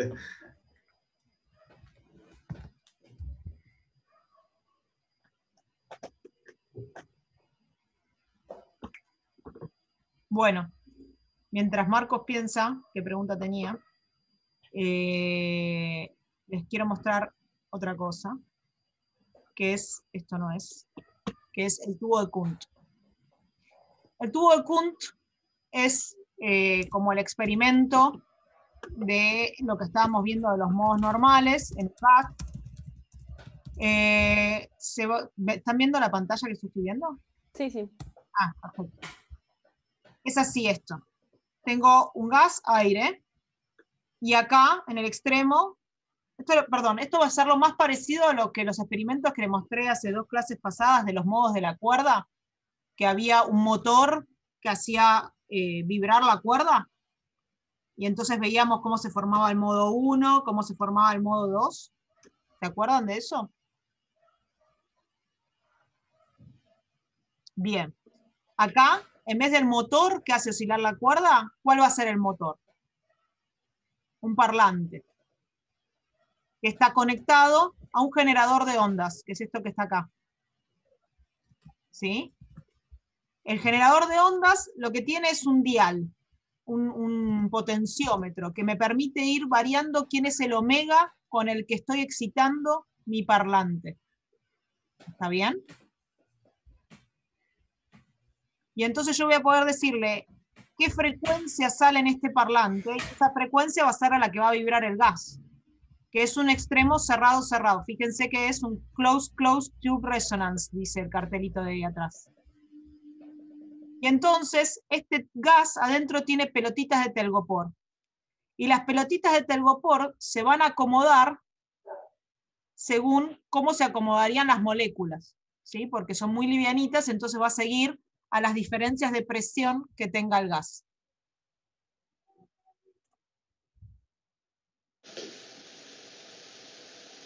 Esto lo llevamos al laboratorio y se lo mostrábamos, pero bueno, parecido. Laboratorio ¿no? virtual. No tan grande como este, el tubo de Kuhn del laboratorio 2 es más chiquito y se hace con micrófono, no con pelotitas de telgopor, pero bueno. Entonces, ahí ella va subiendo en el dial, va aumentando la frecuencia, y ahí se ve cómo se forma el modo 1. A ver, el modo 1.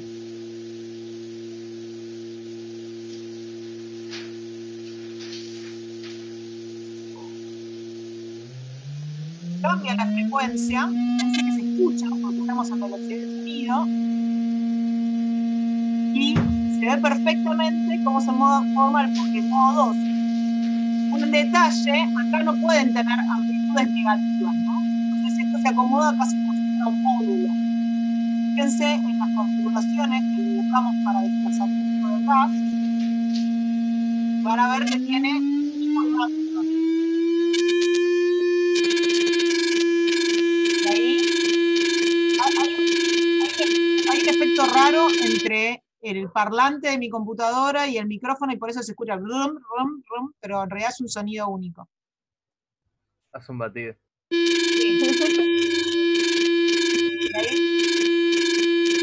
Ahí se ve perfectamente que entra 2/3 de L de la cuerda, ¿sí? O sea, acá tienen un ciclo, desde este nodo, acá hay otro, y acá sobra 1/3.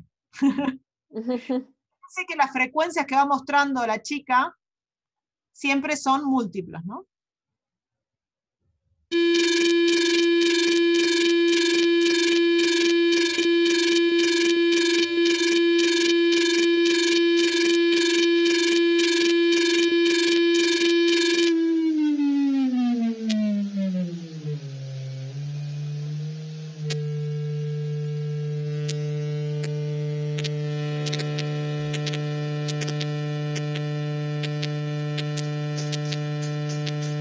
Bueno, ahí hay una edición en el video, no sé, porque en algún momento cambia el extremo, dice que tiene un extremo cerrado abierto y muestra cómo tiene otra frecuencia de resonancia, y cómo lo que quiero que vean es que en el extremo acá hay un máximo, ¿sí? Porque tiene un extremo abierto cerrado.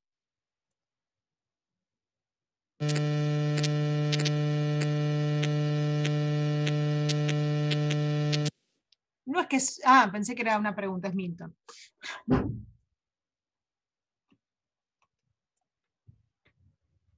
Bueno, Milton dejó preguntas, que está bueno que las piensen. Suena más fuerte en la frecuencia de los modos. O sea, no sé si en el video se nota tanto, pero cuando lo haces el experimento, si alguno lo vio por ahí en una semana de la física, puede hacer lo mismo con las placas de Chladni, mientras vos estás buscando la frecuencia del modo, suena más bajito y justo en el modo como que escuchan más fuerte. A ver ¿Por si qué ella- puede ser eso? El traspaso del 1 al 2 se ve. Es el 1. No sé si directamente está editado con el 2.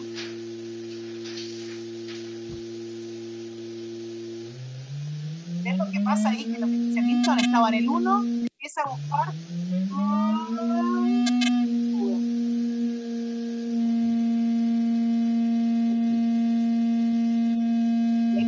Algo que tiene que ver.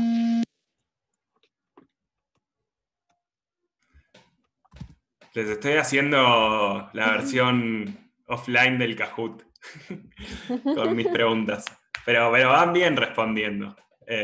Acá la anterior pregunta, Alejo la respondió bien, que vemos el desplazamiento, porque debemos desplazarse a las pelotitas, donde más se desplaza el aire, donde más también se desplazan las pelotitas. Además vemos en una transversal, ¿no? Claro. ¿Transversal? Desplazamiento. ¿Por qué transversal? No, está bien, no dije nada. No, o sea, vemos quilombo en la parte donde más se mueven las pelotitas, no es que se muevan para arriba por ser transversal. Offline no es porque no usamos internet, sino porque Bien. asincrónica, podríamos decir. Y lo de Facundo está bien también, que dijo que por la resonancia, por eso, porque los modos son también la frecuencia de resonancia, eso ya lo dio Luz hace un par de clases. Bueno, ahora quiero que veamos este. Este es un tubo de Kundt un tanto bizarro, que a mí me gusta mucho y algún día lo voy a armar. Tengo esa deuda conmigo misma.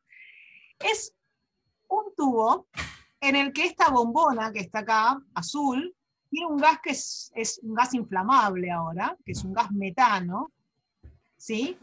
Y a este tubo de aluminio se le hacen orificios cual hornalla, ¿sí?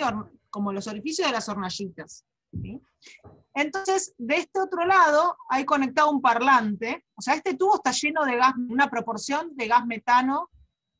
Sí, Facundo, sí. Está en una proporción de... sí, Lara, totalmente de acuerdo. De proporción de aire y metano. Entonces tenemos un parlante acá. El parlante está conectado a la computadora que hace de modulador de ondas digital. No me interesa el sonido de este hombre. Entonces, ahí prendió fuego su hornallita, ¿sí?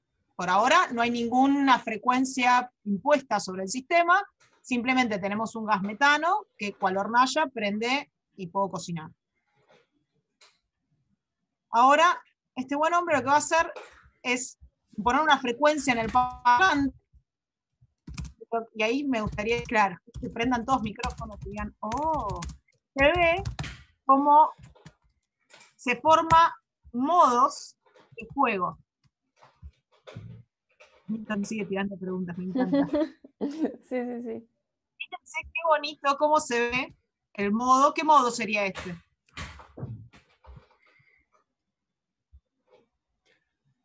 Bien. Es el modo 3, pero ahí es está contando. de... Lo que les preguntaba es si es de desplazamiento o de presión-densidad. ¿Por qué, Bien, Ali? Ali. O cualquiera de los dos. ¿Por qué es un... Porque a lo que reacciona el fuego es la densidad, ¿no? O sea, mientras más gas hay, más prende el fuego. Entonces. Perfecto. Claro, no es que reacciona, sino eso último Bien, que entonces dijiste. Donde lo que prende fuego es el gas. Si hay más gas, prende más fuego. La llama más grande.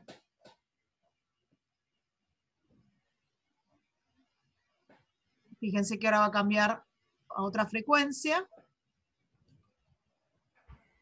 Y ahí está. tienen otro modo de oscilación. Claramente, como son hornallas, que son con puntitos, digamos, no puedo ver cualquier modo. En algún momento se me va a terminar la posibilidad de ver modos, pero logra ver modos bastante altos. Fíjense ahí.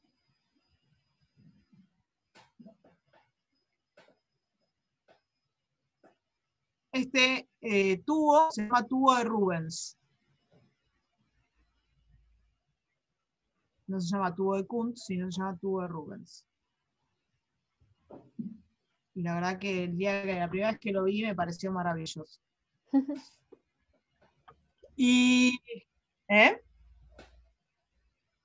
después, acá hay algo que no está tan prolijito, pero me pareció que valía la pena mostrárselos, que es como la placa de Chutney que vimos la última vez, pero es un Uy, qué delirante que lo hace también. No es tan prolijito, tan bonito, porque lo usa más de búmetro que de placa.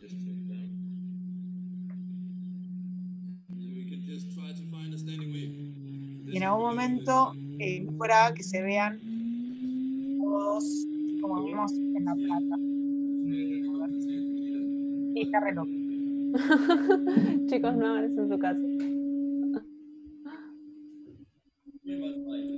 Y fíjense que se parece mucho, en un momento vimos en la placa, acá tiene 0 y acá tiene fuego nada más.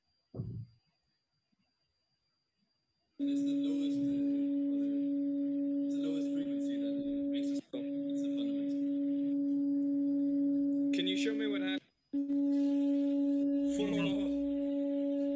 Se ríe, That was awesome. Okay, should we try to find another standing wave?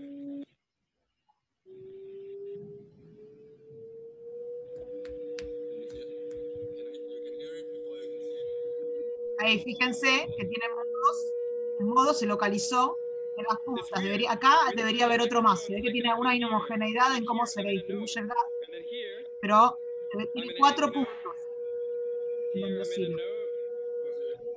Sí, también me parece que pierde simetría por cómo mete los parlantes, porque no es como antes que teníamos la excitación en el centro, quedaba simétrico para todos lados. Claro. Bueno, nada, pero me pareció simpático porque justo el otro día la mostramos, la placa, ahí se ve otra.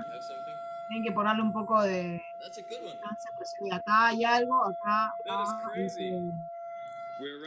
A mí me parece divertido de esto que yo la clase pasada, cuando mostramos la placa de Chladni, les contaba que veíamos modos en cuerdas, que era una dimensión, veíamos modos en la placa de Chladni, que son 2 dimensiones, y también se pueden ver modos en 3 dimensiones, que sería, por ejemplo, en una habitación, en sonido, y esto es exactamente eso, o sea,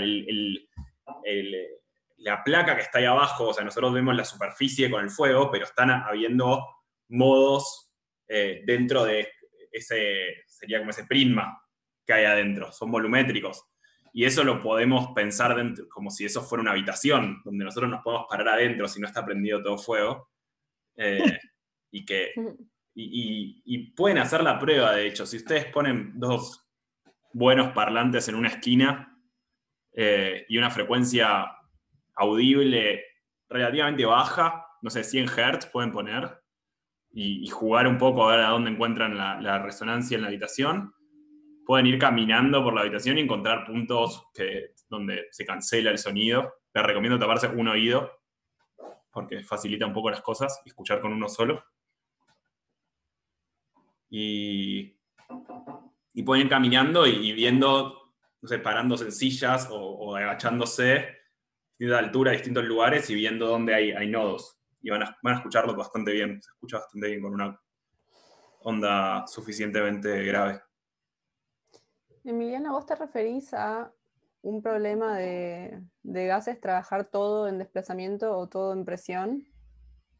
O sea, yo puedo elegir, puedo pasar de una a la otra. Sí, en gases tranquilamente. Si sabes cómo relacionarlos, podés pasar de una a la otra. Lo que sí, si te dan la condición inicial en presión, no te conviene trabajar en desplazamiento. Okay. Es una cuestión de comodidad, ¿no? O sea, como poder, podés. Claro.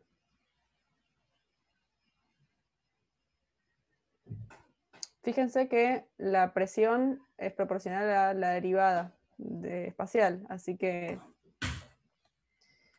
del desplazamiento. Así que si les dan la condición inicial en presión y ustedes quisieran trabajar en desplazamiento, deberían integrar esa condición inicial y ahí pueden haber cosas que llevan a confusión.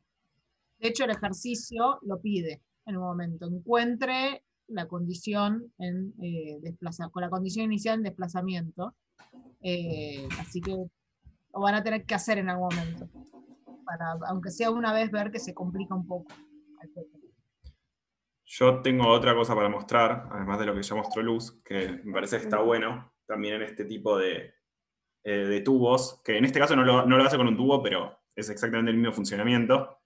Y antes de poner play, digo, les hago una de mis preguntas. ¿Qué es la presión? O sea, ¿con qué se relaciona? En general, el CBC lo vieron en hidrostática y con la densidad lo relacionamos todo el tiempo hoy, pero con algo que no lo relacionamos mucho hoy, o quizás solamente al principio. Más movimiento, más presión. ¿Cuál es la definición que ven en Con la volumen, escuela? ¿cuál es la definición de la presión? Que ven en hidrostática, por ejemplo. O que ven en el secundario.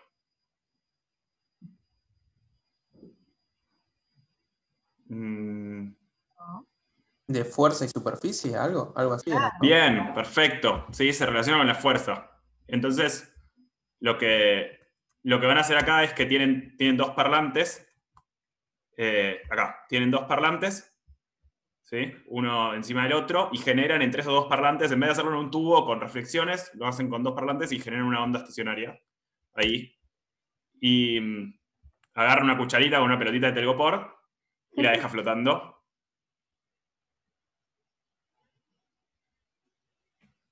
Hermoso. Ahí está, y ahí pone 2, 3. Sí, una filita. Y eso se hace en. O sea, bueno, contéstenme ustedes en qué parte de la onda tiene que estar esas pelotitas para levitar. Esa es una de mis preguntas. Estilo Kahoot offline, perdón. En los nodos, perfecto. ¿Sí? Porque abajo tienen el colchón, o sea, tienen o justo, en realidad sería justo arriba del antinodo, que es donde tiene la mayor parte de la presión y que hace más fuerza, donde la onda está haciendo más fuerza sobre la pelotita. ¿Sí? Pero sí va a estar muy cerca de los nodos. Es en algún punto donde esa presión del antinodo se equilibre con la gravedad, ¿no? Y que la fuerza cero. Y así se hacen un montón de cosas. Después les paso este video para que lo sigan viendo. Ahora les quería mostrar como esta imagen. Si no estuvieran los nodos, tenés un tema con la vibración y la gravedad también, ¿no? O sea, justamente lo que está diciendo Milton es que lo ubica en un lugar en donde se compensa, ¿no? No es exactamente el nodo, está muy cerca del nodo. Bueno, yo les mando un meme. No les muestro el videito, pero les mando un meme.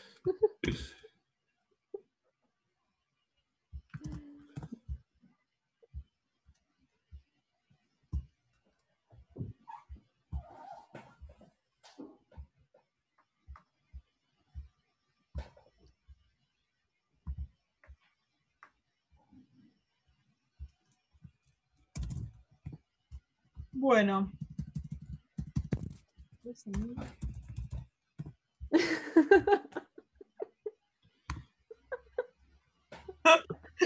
Bueno, pero se mueve con Fourier, che, o sea, valoren el esfuerzo de esta gente.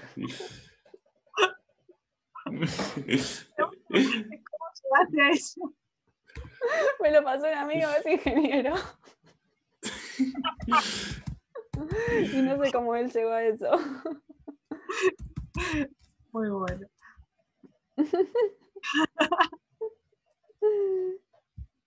Bueno.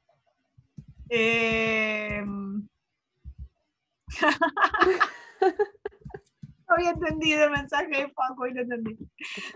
Bueno, chicos, ¿alguna pregunta más?